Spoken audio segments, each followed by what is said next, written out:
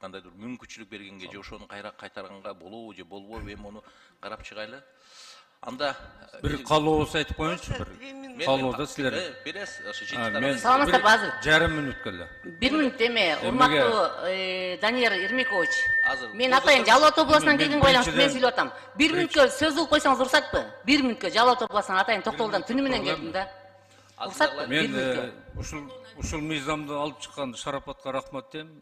Билип атам канчалык давление болуп атканычы. Себеби бизде баягындай түшүнүк жок экен, баягы пайдалангандар пайдасын көздөй берет экен, кыйналгандар эзилип жүрө берет экен да. Эми башка мамлекеттерге салыштырганда, мисалы үчүн Грузия 22 миллиард долларга чейин кредит берип атат. Алган пайдасы 1 миллиард доллар. А биздики 3 миллиардга жетпей, ошо 1 миллиардга жакын пайда алып атат. Анан буларда дагы жана бирөө айтып калды, жана социалдык долбоор депчи. Буларда долбоор иштейт, карыздары кечүү боюнча долбоор. Ошо долбоорду бир банкка башкарып, башка банктар менен биригип өздөрү баягы ассоциация болуп.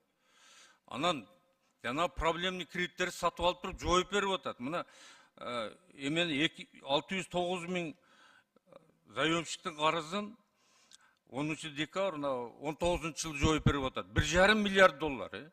А биздикилер мыйзамсыз кирген жанагы 15% сүткө алайт десе, бирөөсү 10, бирөөсү 3 деп, кадимкидей соода.